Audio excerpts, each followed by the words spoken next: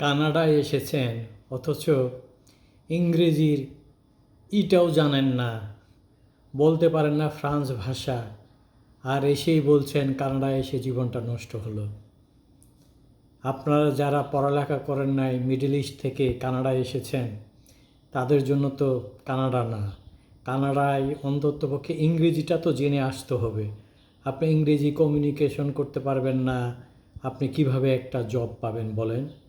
এবং যারা মন্ট্রিয়ালে এসেছেন তাদের জন্য তো ফ্রেঞ্চ ভাষা জানা খুবই জরুরি। আর ফ্রেঞ্চ ভাষা জানার জন্য আপনাকে ইংরেজি জানতে হবে, ইংরেজি পড়তে পারতে হবে।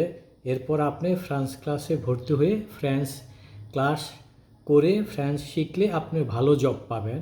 এবং এখানকার লাইফস্টাইল কানাডার অন্যান্য সিটি থেকে অনেক ভালো, সস্তা এবং আরামদায়ক। আপনার পেটে লাথি মারলে একটা ইংরেজি শব্দ বের হবে না, অথচ আপনারা এখন দোষ দিচ্ছেন কানাডাকে। এরকম অনেক লোক পাওয়া যাচ্ছে ভাই বোনেরা। সবাই ভালো থাকবেন।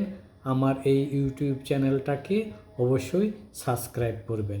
আর যারা কানাডায় আসতে চান তারা অবশ্যই ইংরেজি চর্চা করবেন।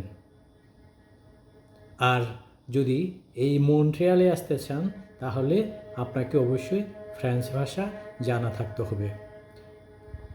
সবাইকে ধন্যবাদ।